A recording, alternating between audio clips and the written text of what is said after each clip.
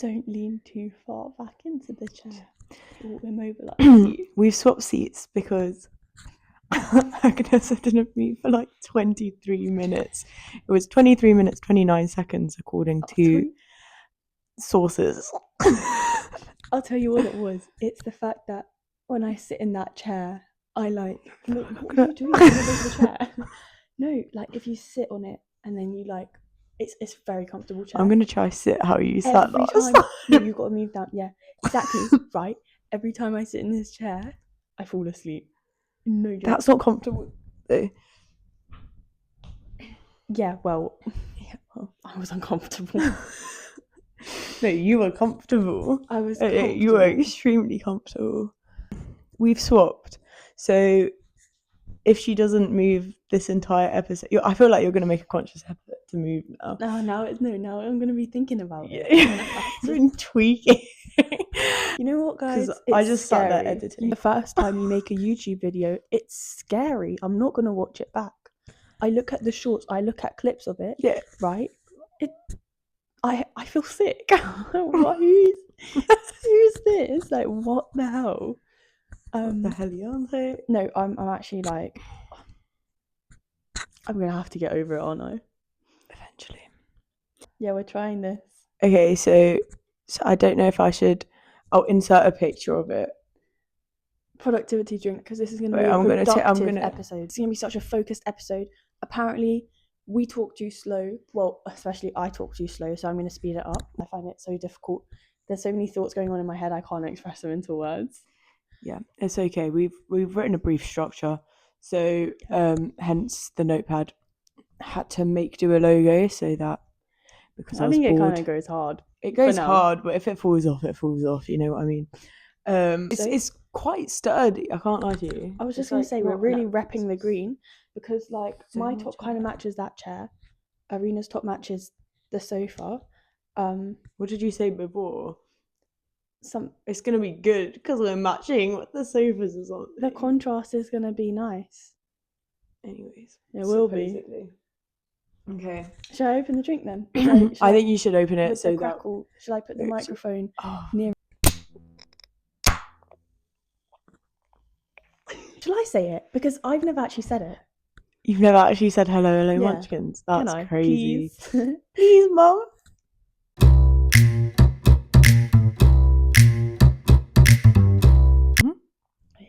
Hello, Munchkins, and welcome to the Alova's Chat podcast. You're here with Agnessa and Arina, and this is episode 2, where it all started. Before we get into the main section, we're just going to do a quick overview. We want to include this just in terms of what's happened during the week, if there were any events, any noteworthy moments, you could call them. So spooky. Are we just gonna, It's fine. I'll time out myself later. Yeah, exactly. Did you curl your eyelashes? Yeah, don't they look cool when they're cut like they're really nice, but when I put mascara on them, they like, unless I curl them with mascara, but then that's like, ooh, that's like a 50% chance I'm ripping out my eyelashes. No, you curl them and then you put mascara on. Yeah, but that's what I'm saying. Numpty. I curl them. I put mascara on, but then they drop afterwards. Oh. Or like they don't curl as much. Interesting. I've got a new eyelash curler, which I actually really like. You need to put waterproof mascara on for them to keep hold. I do. I just don't think I apply it right. Interesting. Okay. Sorry for the segue. Yesterday, actually, so we're filming this on Monday. So yesterday was Sunday the 7th. Thank you. And we went to the Cali Academy's event at the Big Calf. Really good. Really enjoyed it. There was a lot of traction, a lot of children. No, but that's a good thing. It definitely is a good thing. It's a very I feel like the public got involved a lot, which was really nice to see. Yeah, they had challenges. Also, there was a protein yogurt stand next to it, which was I abused questionable. It wasn't questionable. No. You know what? It was each their own taste. Like personally, I had 3, and everyone else didn't rate it. So who has questionable taste?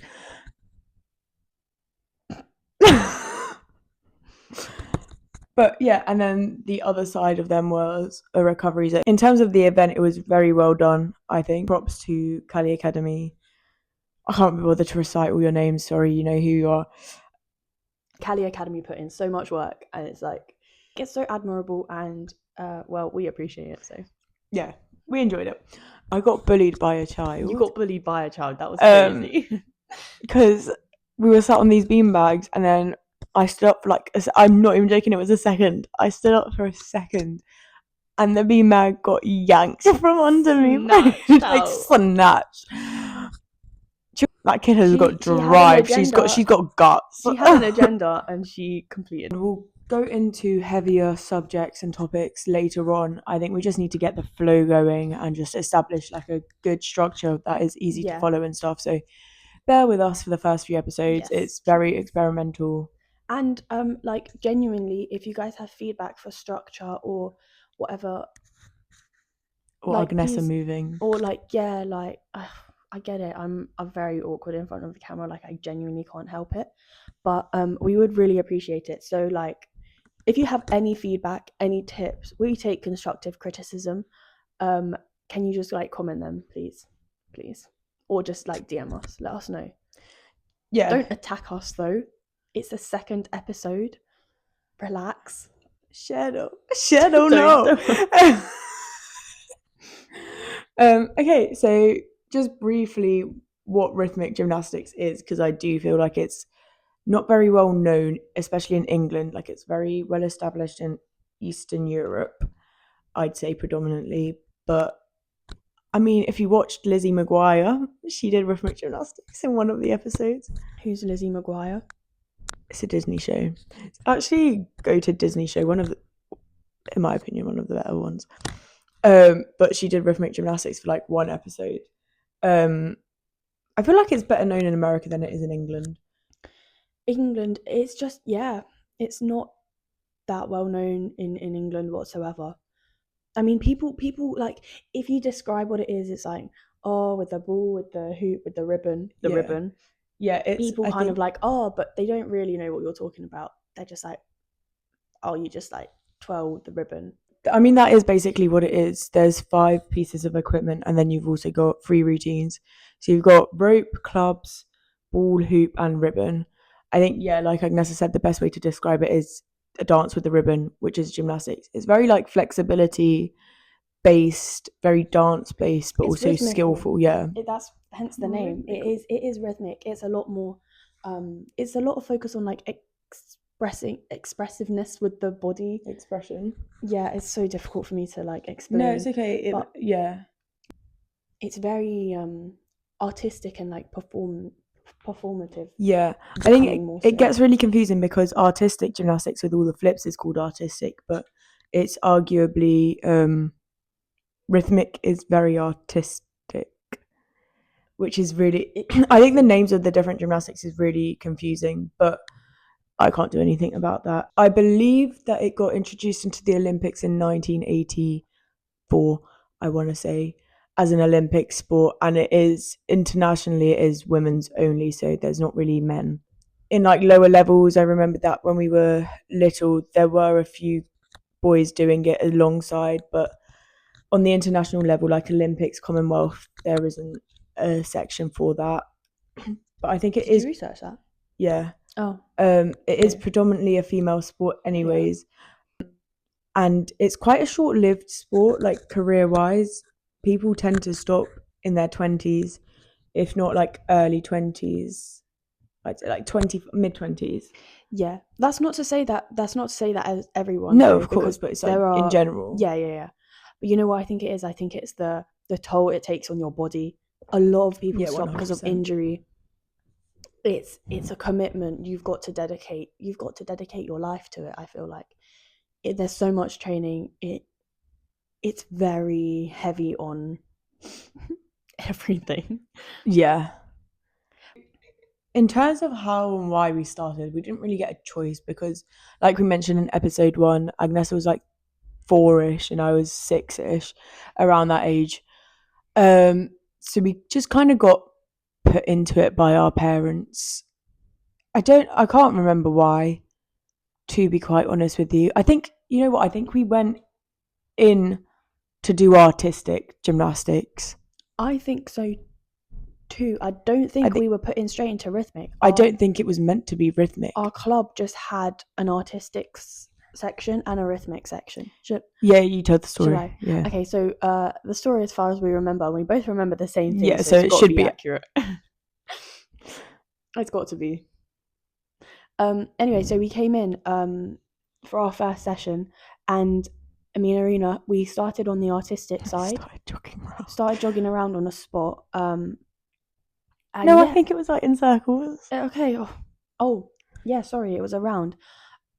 Like a warm up. Anyways, we were warming up. We were jogging around, on the mat. This was for an artistic. It was an artistic mat. On the thing was divided into two by a curtain, and then I remember the rhythmic coach came in. Girls, come here.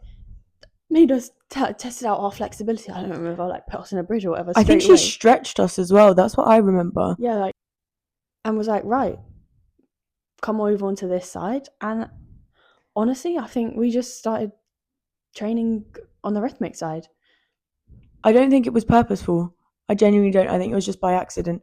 Because I think that the coach tested almost everyone who came in. Wow, just recruiting onto the rhythmic side. Yeah, so we got recruited into scouted. Flex. This is a 4-year-old kid. For the sake of privacy and the stuff that we're going to talk about, we're not going to name names of clubs or coaches just because absolutely not. It's not for us to put them. It's not really about them. It's not about them. No, I'm being honest. It's not about them. It's about our experience. Yeah. So it's kind of that information is irrelevant, really. Yeah, we just don't want to put anyone on the spot. Can we take a break? Can I go to the toilet, please? Agnessa's back from the toilet, and I've just had a revelation. Thinking about this, oh my gosh. Yeah, because we were talking about how we weren't actually meant to go to rhythmic. So I think I genuinely was kicked out of our old club, and that's why we moved. So in essence, I came back and she was like, I triggered the villain arc. She was like, I think I was kicked out because why did we move clubs? So serious. No, because that, you know what, guys, we'll fact check it. We'll fact check it with the parentals. But it's looking likely, guys. Wouldn't be surprised. No, neither, to be honest. I just wanted to talk about our first competition, if you remember anything about that. We had different first competitions. So my first competition was an inner club one, if that makes sense. So it was produced by our club. And I walked on the wrong way, so the coach had to get me and reposition me. I remember for the starting point, but I wouldn't really count that as my first competition. That was more like a practice run. I remember crying in the audience because I couldn't compete. I was too young. Yeah. Oh my gosh. My second one, or proper first inter club competition, was the same one. It was Rose Cup. Yeah. I think I was really excited for it though. Obviously, I was nervous, but my serious nerve-wracking competitions came way later. Yeah. But you came first. Yeah. That was sick. First comp and she came first, and that's how. I just think I didn't think about it really. I don't think I clocked what a comp was. I had a routine. My coach was like, go out, do your routine. I did it. And, we were told, where to smile or whatever. And, I did as I was told. Yeah. I don't remember being, too nervous about it. If anything, I think I was excited. Apparently, we used to always when we were younger, we used to always be really excited the night before comps. That did, however, change later on. Yeah. I was going to actually, one of the questions is rituals, and I think I was thinking about this when I was writing it.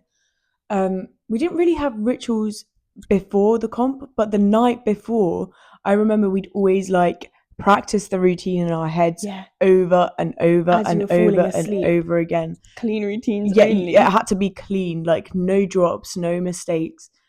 And you just had to we just repeated that till we fell asleep. But you know what's weird is that I don't know why. I don't know why my brain did this, but as I was it'd make mistakes. Prep, I'd make mistakes. And then I'd be like, okay, no, stop. Start again. Redo the mistake in my head. This is so weird. Why am I imagining that I'm making mistakes? Go back, redo it, then start again. And I wouldn't fall asleep until I did clean routines. Neither, yeah. But sorry, before you move on about the rituals, what's interesting is that I think a lot of my stress that came later on with competing was because I didn't manage to find a ritual that worked for me. I don't think we had rituals, and I don't think it was established in any of the clubs we were at. No one really had any rituals, because you see it's a personal thing though. Yeah, but I feel like some places, some athletes are told to have a ritual, and I don't know whether or not that's a good or bad thing. I think it'd be a really interesting topic of conversation for a proper episode. Ritual. I do know people in our club who had rituals, and to me, I just couldn't quite clock it for myself. If you had one, it was a very personal thing. Yeah. Either sitting or locking in with headphones while stretching. And I just think I was so young and so maybe even overwhelmed by all of it that I didn't manage to figure out a ritual for myself, which is why, as I was saying, later on, the nerves became such a huge factor for my competitions that I could not perform as well as I trained. I trained so hard. Yeah, I did clean routines so much the whole week before my comp. Hit the comp, I was a wreck. I was a nervous wreck. Yeah, I do think starting that young, especially competing, can be a curse, because like you said, the rituals, you don't really understand the concept of locking in, as one may say now, because to you, especially when you see the older girls stressing about it because it's more important to them, it makes it seem like such a big deal when it's not, because you're 5 years old and you're dancing on a carpet in front of a panel of 14 judges, and it's not that deep, but the way the atmosphere that's created and the coaches, tension, there's a lot of tension, and the culture of it is very, if you guys have watched Dance Moms, that no joke, okay, there weren't active arguments, the moms didn't scrap, they didn't pull out wigs, but it was very involved. Everyone was involved. It was serious, and I don't think people realize that. I just wanted to run back to Rose Cup, because I remember so I came third in that competition, and the people I came third against, they were in the same club as me, but it was a rivalry between us throughout my entire career, I think, until one of us quit. I think we were just competing with each other for our whole lives. This is going to sound so peak. What I remember is I wasn't one of the coach's favourites at all. I was far from it. I don't know what, she had something against me. I don't know why. And the girl who came fourth was one of her favourites. And I remember at the next training, a coach got her a medal and was like, this is what I thought was deserved. That's a bit... You know what? Looking back on it now, it's different because you realise what it was about.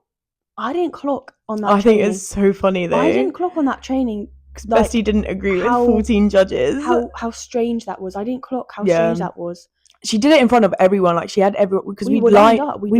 We lined up at the start of each session to start running, because it was the commencement of the session, and then she was like, oh, just before we go, we had a competition over the weekend, and there was I don't know, I can't remember what she said exactly, obviously, because I was young, but it was there was a result that I didn't agree with, or something like that. I remember that training, but I didn't clock how weird it was then. It was so peaky. Looking back now, that's it's so tapped. It's so strange. This is why we're not naming names. it's just a bit weird. Like, you won your place so fair and square. Yeah. It's like it was your achievement. Like, get me wrong. I wasn't a favourite at all in gymnastics. Like, genuinely. The girls did well, but I mean, there's 3 places on a podium, and because other people came fourth in our club as well, or I don't remember, but not everyone got a medal, so it was just weird to us. Yeah, it was our age category, my age category. There was 4 of us. 3 of them were her favourites, and there was just me. I was so young at the time that I didn't think about this kind of thing. This kind of thing didn't even cross my mind. I kind of clocked it because I remember crying after that session. Because I was just like, what the hell are you on saying? That's so upsetting, genuinely. Like, that is quite... Yeah, character building. I'm sorry, but yeah. Get ready for a trauma dump. No, literally. But honestly, looking back, I'm trying to. I don't know how to comprehend it, to be honest with you. I started to understand, and it was evident in the trainings as well. I didn't even remember that till I was looking at the structure of today's episode, and I was just like, right, that's booky. That's weird. That was our first comp. That's our experience. Few comps, like that. I mean, it was the first inter-club comp. There you go. Hard launch onto the carpet. That was so weird. Pause. Sorry, sometimes I say things that are questionable. Yeah, I think that we should move on to something more positive, and I think this will be our last topic of conversation, just to keep it a bit lighter and not as long. So I just wanted to touch on our proudest moments, if we have any, or the ones that we remember the most, like most memorable moments in gymnastics, and then we'll move on to the you say section, which is a bit not really you say, it's more we say, but we're just getting it kicked off. It will be a you say section, but we say first. Yeah, we say it first. So do you want to talk through like proudest moments or most memorable moments? Because I've got 2 in my mind. For now, at least. I'm trying to think. Like, I wouldn't say my proudest moments were the ones where I won gold medals. To me, that was like, I don't ever really remember feeling like ecstatic about winning a gold medal, which is weird. I don't think it's that weird, because it's just not what like success means to you. It's not what you value in life. Like, it comes down to deep-rooted values. But you would think that, like, as a kid, if you won a gold medal, you'd be like ecstatic. I remember, like, I didn't even this sounds like weird, but I remember having to force a smile on the podium for the photo. Yeah, I don't know why. I'm gonna censor that swearing. Anyway, but I did think of a moment that I was towards the end of my gymnastics career. We were just all together as a club, and obviously you spend so much time training, you're so like close knit. The memories there. In terms of competing, first time I went though, and it was my rope routine, and it was just like, because there was no stress. I don't know. It was kind of more relaxed. I was there with my club. It was an international, but I didn't take it so seriously. I was like, okay, I'm literally like, realistically, I'm just here to show what I've worked for. And I remember it was my rope routine, and I actually I think it must have been my approach. I was just like, yeah, I'm here to have fun.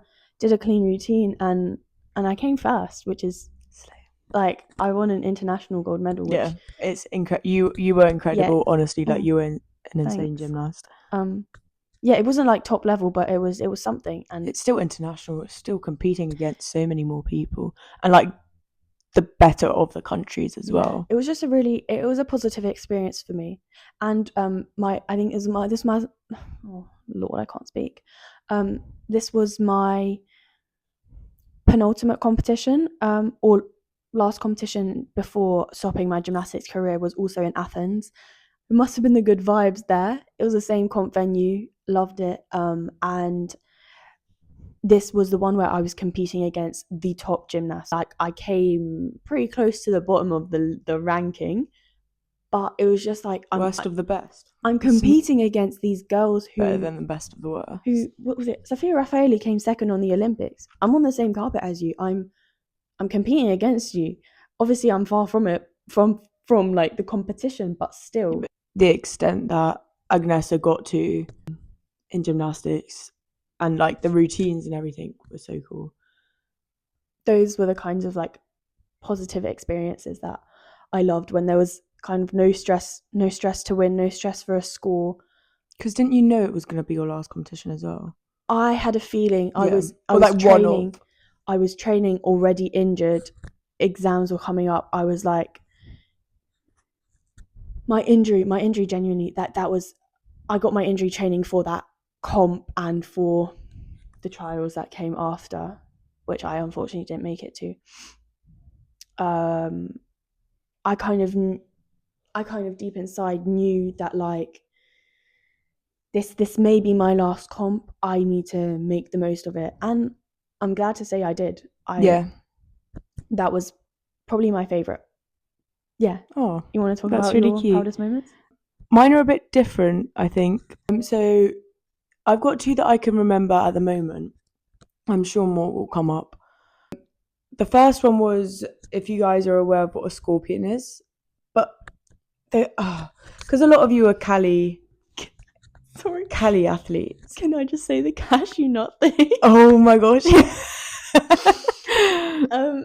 We'll insert pictures throughout so that you guys know what we're talking about, especially if you're on YouTube.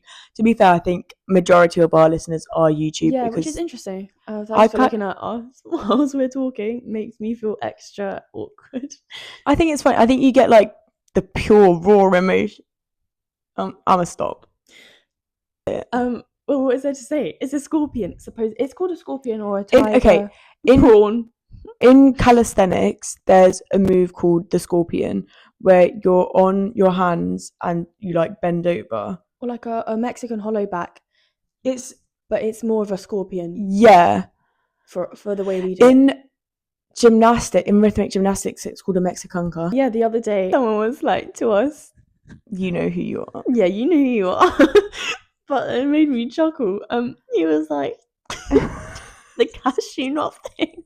And you know what? Like, it does look like a cashew nut. I'll do a side-by-side comparison. That made me laugh. I rate that name, so we'll call it the cashew nut. We're rebranding the calisthenics move to the cashew nut. But in rhythmic gymnastics, it can be a lover's move. Yeah. We're claiming it as our signature. And the teardrop. Don't get me started on the teardrop. I can't lie, it's a sick move. Spooky ass girl. I rate the move. I don't need your hater. Oh, it hurts your back though. It does, but it's really fun as well. It's like one of the only things I can do in calisthenics. It's not even a calisthenics. It's made up. It's like a... You know what, we're innovating. Monkey bar move.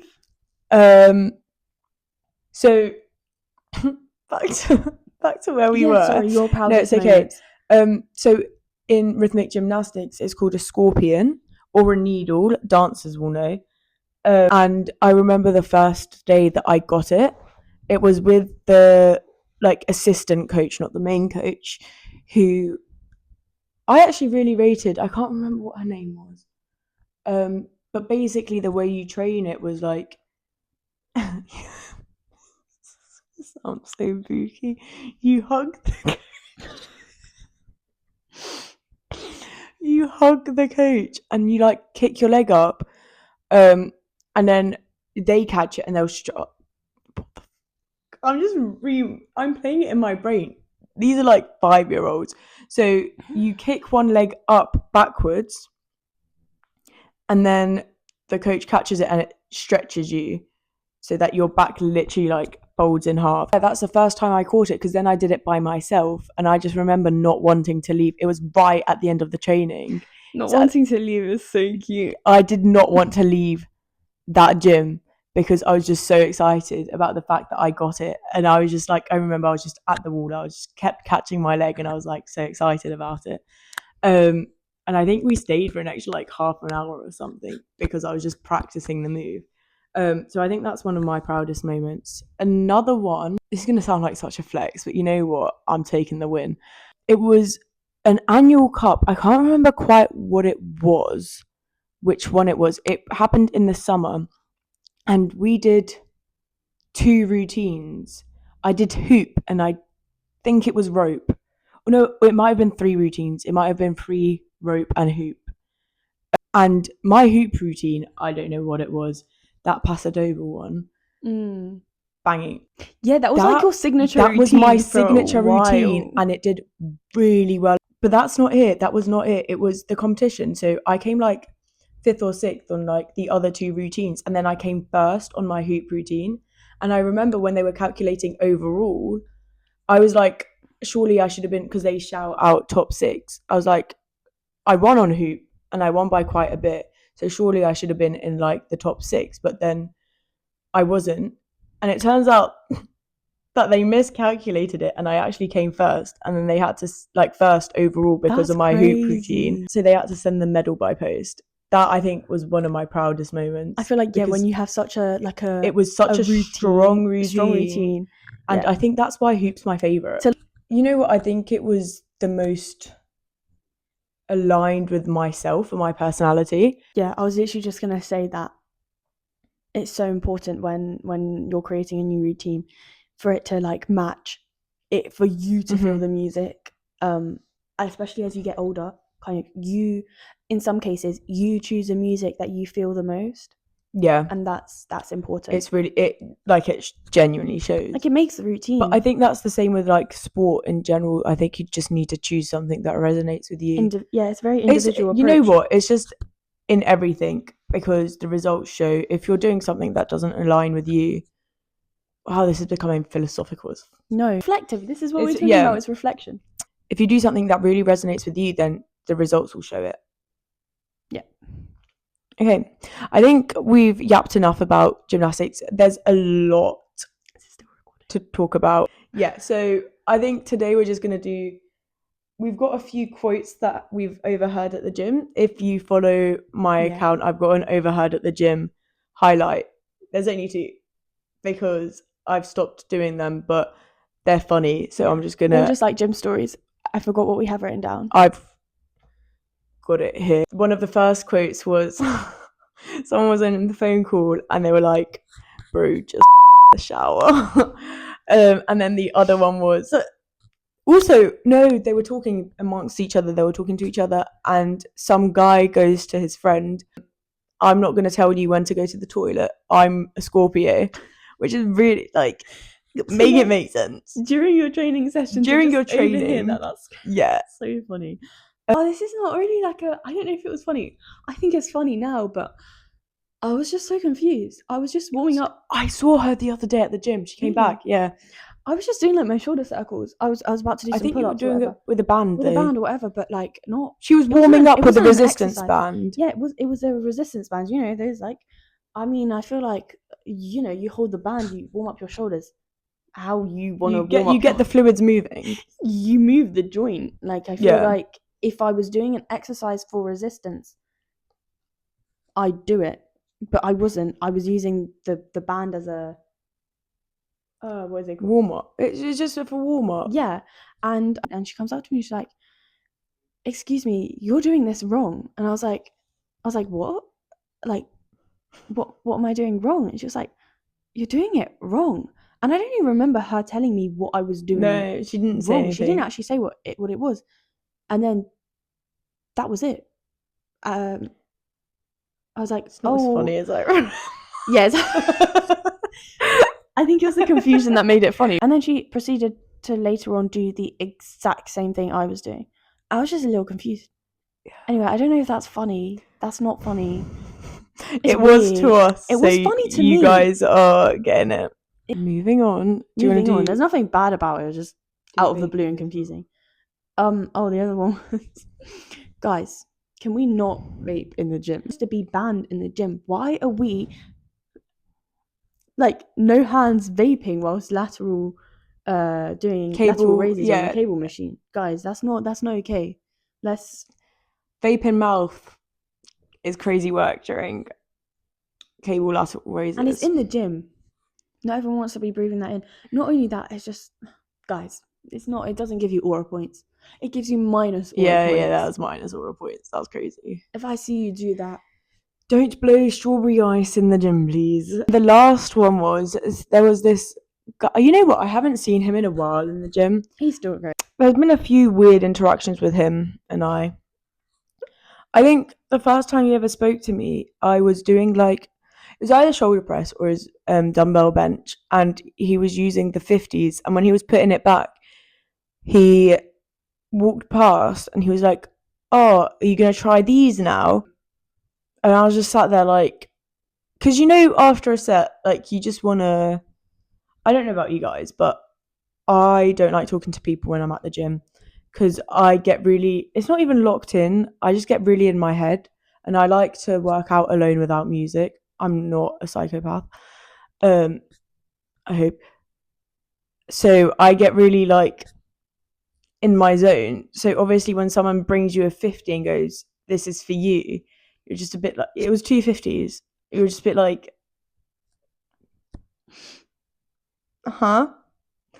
The second time, I think it was a Sunday, and it was really, because I was coming back from work when I used to work retail, or a Saturday, because it was really late. It was really late because I think it was winter time, so I finished work at 9, and I got to the gym at 10:30.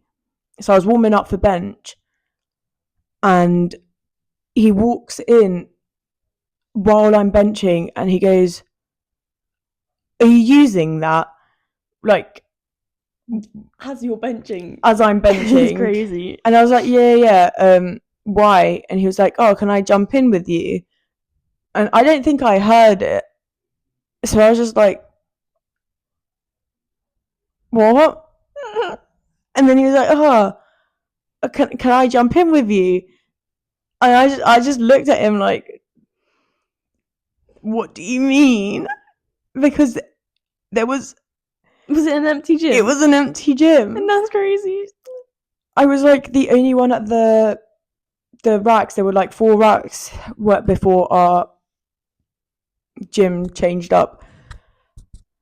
And then he was like, "Oh, no, I'm only joking." I'm it's so weird. If it's a joke, make it funny. The thing is, this probably doesn't even sound funny to anyone. That's what I'm thinking. We're saying, but it's these because stories, it's so in my head, and you just have to see who it is, and guys, it's his funny. It's the interactions that were prior to it as well that just made it so much funnier. He also asked me if I was from France because apparently I look like the people there. Yeah. I just think our gym is a simulation. Yeah, it's not real. It's not a real place on the earth. But anyway, guys, I'm sorry if that wasn't funny. It was really funny in our head. Yeah, I can't lie. It's a funny joke between us. It was more funny for us, but I think we're gonna start putting up the boxes just so we can get stories interactive in a non-serious way, because obviously we're gonna get people on and actually have serious talks. I'm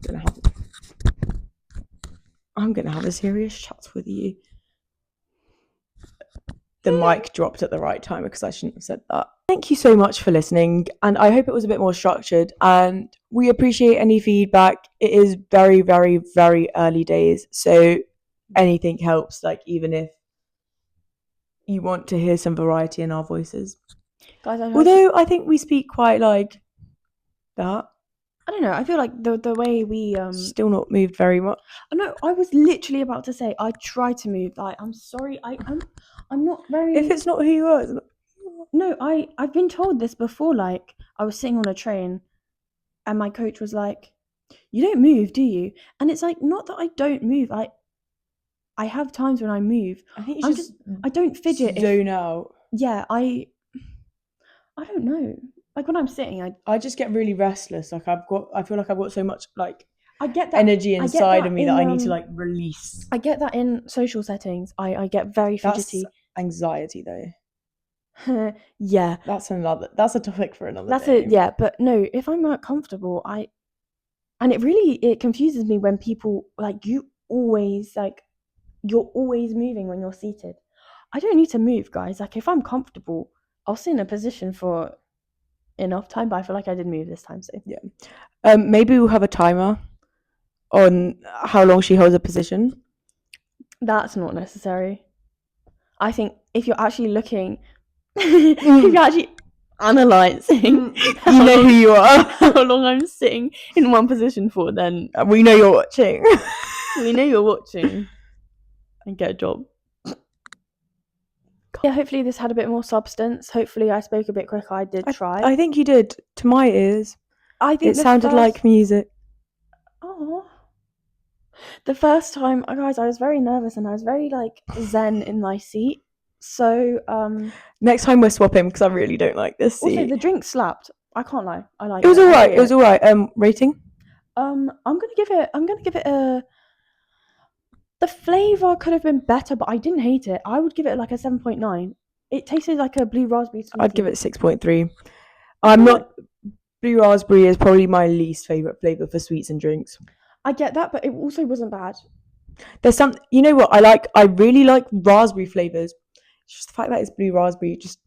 Wait, who even came up with blue raspberry? I don't know. It just screams artificial to me, even though they obviously all are artificial. But it's like it's extra an artificially made flavour with artificial flavourings, which is crazy to me. It's like artificial squared.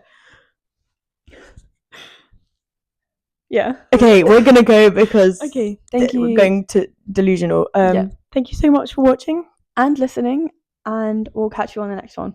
Farewell, Munchkins.